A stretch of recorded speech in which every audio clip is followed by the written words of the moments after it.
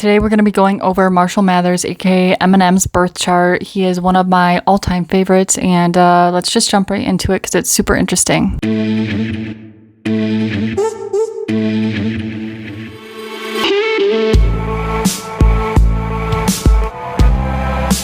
Those of you that want to follow along, Eminem was born on October 17th, 1972 at 11:04 a.m. in St. Joe, Missouri. Make sure you put St. Joe because I wasn't actually aware that he wasn't born in the state of Michigan until I went to go look up his birth chart. So St. Joe, Missouri at 11:04 a.m. on October 17th, 1972. So Marshall Mathers is a 24-degree Libra, and he has a 19-degree Aquarian moon and a 5-degree Sagittarius rising. I had to put on my glasses even though they're broken, so just bear with me.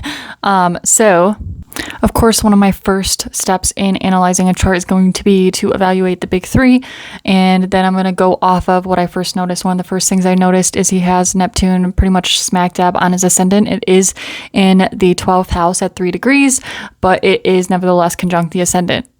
That being said, the ruler of his ascendant, which is Sagittarius, is Jupiter, and Jupiter is in the first house at 2 degrees of Capricorn.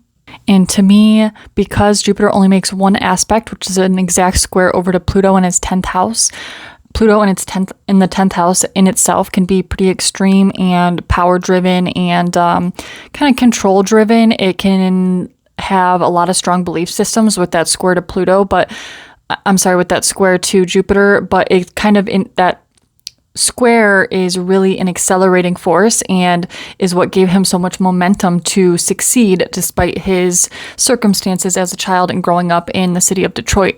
But this probably gave him a lot of resilience and stamina, and it could have reflected trouble with his finances earlier on in his life and his career, or drug and sex addiction. You know, Pluto is a planet that has to do with those types of things, so Jupiter can overinflate those types of shadow aspects of the planet. This can also have to do with people of other cultures or, different belief systems in a way which in turn led him to succeed in his rap career.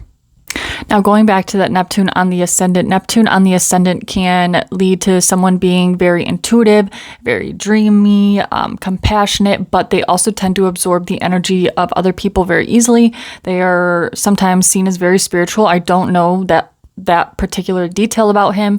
You would think I would because I have followed him for as long as he's had a career, but they can also tend to be a little bit insecure or misunderstood earlier on in their life, and it's something that they definitely have to grow into. So he may have very well became more spiritual as time has gone on and as he has matured and developed. But the only aspect it makes is a sextile over to Pluto at 2 degrees, so it's almost an exact aspect. And then it does oppose his descendant, of course, because it's on the ascendant. I really see that sextile to Pluto is something that he used as even more so motivation to succeed in his career. His ability to adapt to the room, to absorb everyone else's energy.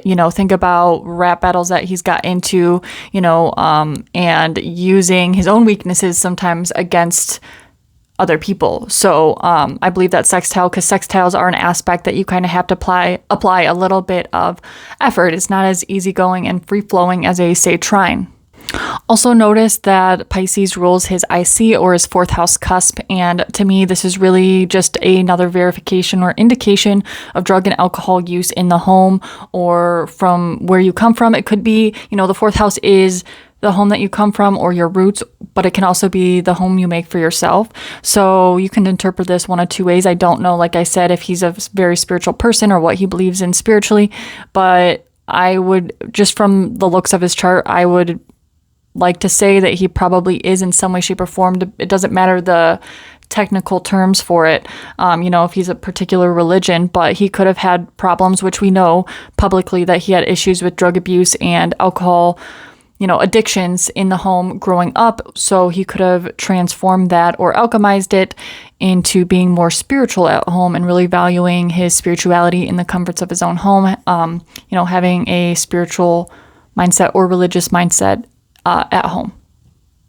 And now for his MC, and no pun intended, the 10th house cusp is also called the midheaven or the MC, and his midheaven is at 21 degrees of Virgo. And in the 10th house sits Pluto, Mars, and Uranus, technically, and then the sun is just over the 11th house cusp in Libra. But his MC is ruled by Virgo, and the ruler of Virgo is Mercury. Mercury is in Scorpio in the 11th house at 12 degrees.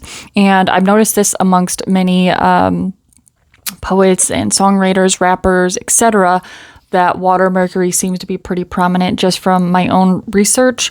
But being in the sign of Scorpio in the 11th house, this is directly influenced by his career, obviously, because that's the ruler of the MC. He's able to communicate and use his MC or his public persona or his career in group and association settings. So large groups of people, obviously being a famous rapper, and that scorpionic jacket that the Mercury wears, he's able to talk about very deep personal and sometimes dark and shadowy topics, especially earlier on in his rap career. And that's kind of what drove him to success.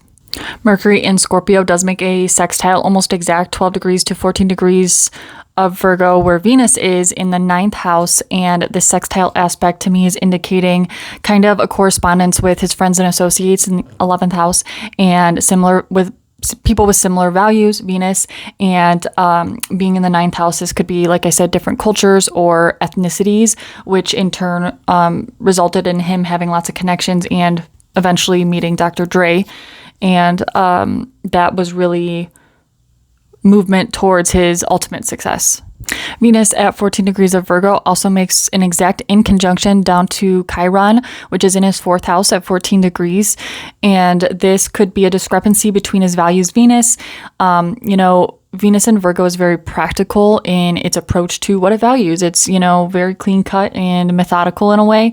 And an in conjunction means there's nothing in common between the two signs or the two planets. Well, the planets are kind of, we're talking about the aspect, and the in conjunction was, it's originally, technically speaking, aspects were originally made between signs, not between the planets themselves, but we incorporate the planets, obviously.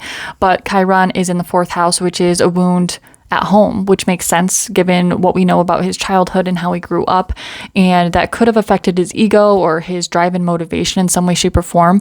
But if and when he was able to overcome that, his value really was laid in valuing practicality and a methodical approach, and also incorporating people from different backgrounds, cultures, and experiences in the world. People from his childhood or his associates or his parents in the 4th house could basically not agree with his values and what he stood for and what he was trying to do, which is very much indicated just from what we know about his relationship with his mother.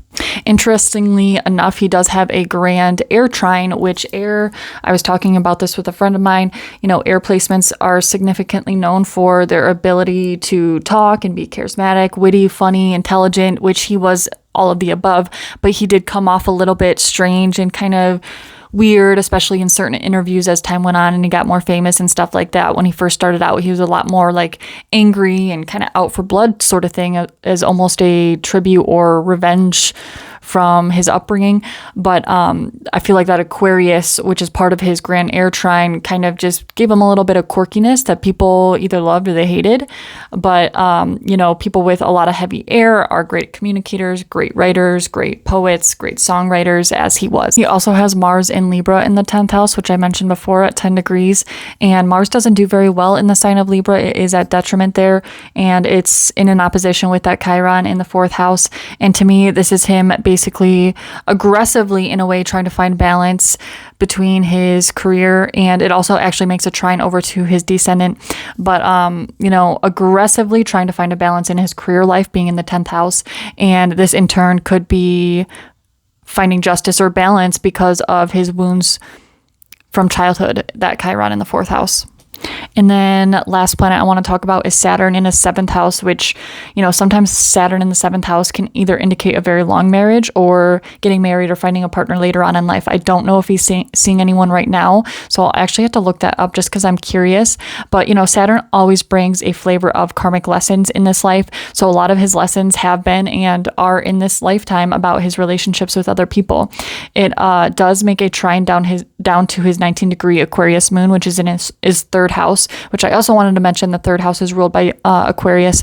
So, having an air sign ruling the 3rd can definitely be prominent for people that are writers or poets or songwriters, etc. But that trine down there, I feel like he had a hard time expressing his emotions. Maybe it came almost too naturally and he didn't recognize it earlier on in his life. I would say maybe after his first Saturn return, or possibly even his second, I'll have to look at his transits, was when he was able to integrate that emotional need to be able to communicate your emotions and do that so with other people, being that it's a trine to Saturn in the 7th house. And just for fun, I wanted to run Haley Jade, his daughter's chart, to see any correlations just for the hell of it. And I did find that her South Node falls in his 5th house, in Synastry, of course, and then that makes her North Node at 23 degrees of Libra, which conjuncts his Sun at 24 degrees of Libra. And then they both have Aquarius moons, which I thought was very interesting, and hers is at 16 and his is at 19, so they are conjunct. I always like to say people that have the same moon come from the same soul family. Sometimes it can be indications of twin flames. Twin flames don't have to be romantic partnerships. They can be just really good friends or close family members, etc. But and then also her Saturn is on his IC, and Saturn can sometimes be seen as the father figure, and the IC is the home, or the home you build for yourself, your roots, etc. But he's her father and Saturn on his IC, so that makes a lot of sense. But yeah, that was my initial interpretation of Marshall Mathers' birth chart. And if you guys like this video, please do like, comment, and subscribe. It really does help me out. If you want to book a personal reading with me, you can message me on any platform, and my website will be launching in the next few weeks. But until then, I will see you on the next one. Bye.